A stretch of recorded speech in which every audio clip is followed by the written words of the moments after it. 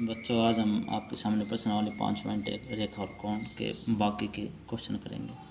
Question number 9 है एक, इसमें मान लो आपको एक ये आकृति दे दी बेटे,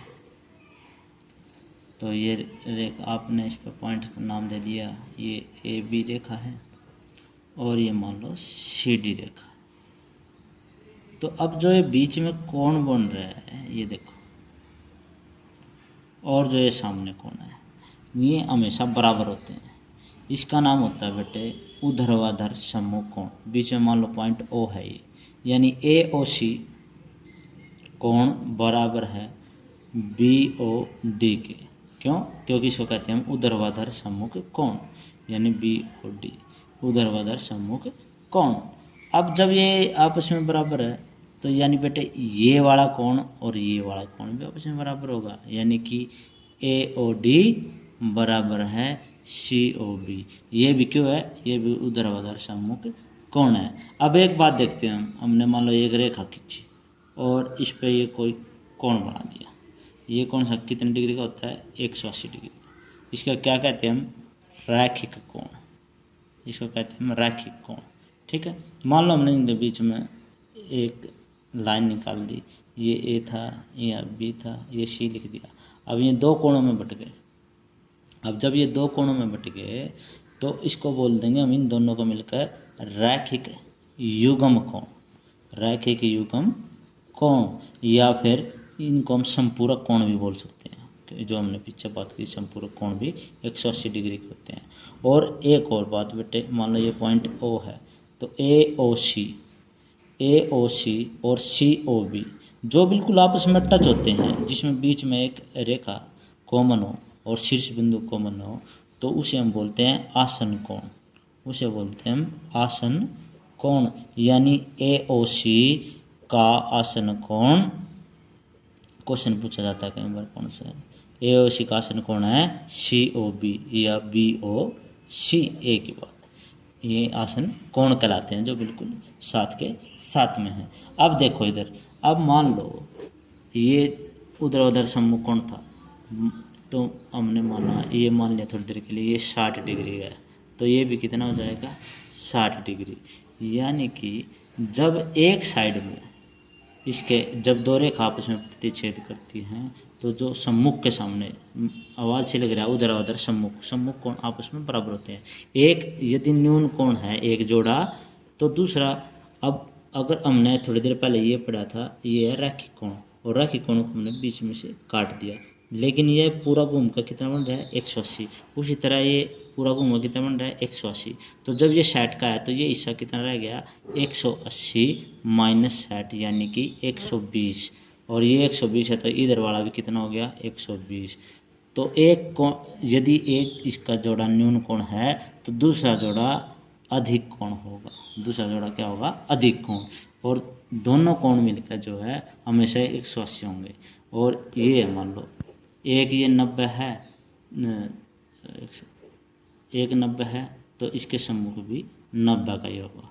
ठीक है, यानी कि आमने सामने यदि एक न्यून कोण है तो अधिक कोण होगा, और समकोण है तो समकोण ही होगा। हमें ये बात याद रखनी है। अब आ जाते हैं हम अपने क्वेश्चन पे, जो हमारा क्वेश्चन है। अब इसने दिया इसमें ए ओ सी ई बी और डी ये पॉइंट दिए हैं, और इसने इसको कोण नंबर 1, कोण नंबर 2, कोण नंबर 3 इस तरह दर्शाया गया है। ये कोण नंबर 4, ये कोण नंबर 5। अब इसने पूछा है क्या कोण नंबर 1, 2 का आसन कोण है। अब ये देखो 1 और ये एक साथ में देखो 2 चालू हो गया, और मैंने क्या कहा था, जहाँ एक ख़त्म हो उसके साथ ही जो चालू हो जाता है बेटे, जो उसकी साझी एक रेखा होती है और शीर्ष भी वहीं जाकर मिलता है, यानी कोण 1 जहाँ ख़त्म होता है वहाँ से जो शुरू हो जाए वे आपस में आसन कोण होता है। यानी कि हाँ, कोण 1, 2 का आसन कोण है। कोण 1 व कोण 2 आसन कोण है। एक का एक और आसन कोण है बेटे, यदि इस साइड से देखें तो 1 और इसके साथ में कोण टच है बिल्कुल 5, यानी कोण 1 व 5 भी आसन कोण है। इसी तरह आप दूसरे निकाल सकते हो, कोण 2 का आसन कोण कौन है? कोण 3 है। कोण 3 का कोण है? कोण 4 है। उस साइड देखा तो कोण 2 भी है। तो ये सभी आपस में आसन कोण है। अब ये पूछ रहा है आप एक ये पूछ रहा है COE, सी ये पॉइंट हमने ओ माना था, COE, सी ये पॉइंट ओ है बेटे, COE और EOD यानी कि यहाँ से लेकर यहाँ तक ये पूछ रहा है क्या ये एक रैखिक युग्म बनाता है।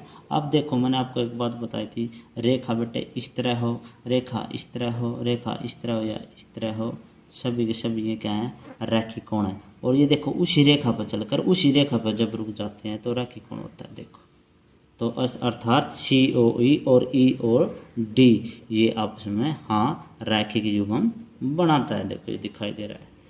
तो फिर ये पूछा है क्या कोण नंबर 1 4 का सम्मुख कोण है। बिल्कुल इसमें ये दिखाई दे रहा है, कोण नंबर 1 जो है 4 का सम्मुख कोण है। ये देख लो एक बार फिर बना लेते हैं।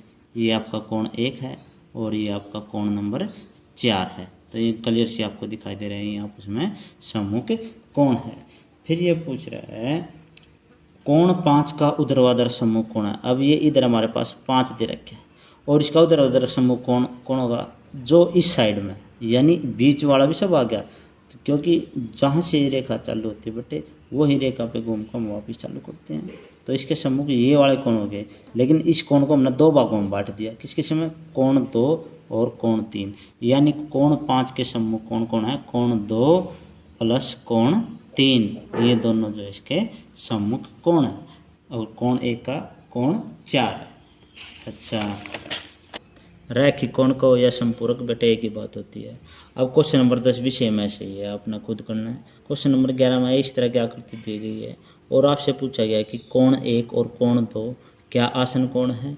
नहीं, क्योंकि मैंने आपको एक बात बताई थी, जहाँ एक कोण खत्म होता है दूसरा वहीं से शुरू हो जाता है और उनका शीर्ष में वो नाम जरूर बोलता है। अब इसका शीर्ष मान लो ये A है तो यहाँ तो ये तो B हो गया, तो शीर्ष भी एक नहीं बोल रहे, तो इसका अंदर ये कोण 1 और 2 आपस में आसन कोण नहीं है। तो क्वेश्चन नंबर 12 में आपको दिया है, ये बना दिया इन्होंने।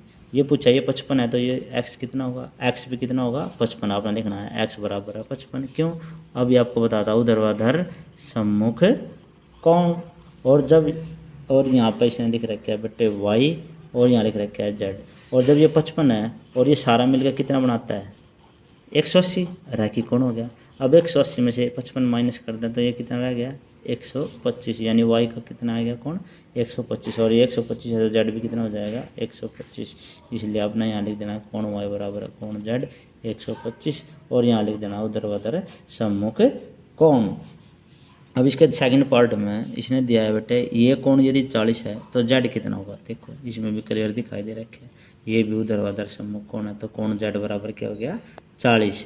अब इसने पूछा है कि अगर ये कोण जो है 25 डिग्री है और ये है x, तो ये कोण कितने का होगा। अब जब ये दोनों ऊर्ध्वाधर हो गए तो ये जो बाकी बच गया ये ऊर्ध्वाधर हो गए इसके बराबर, यानी ये कोण है y।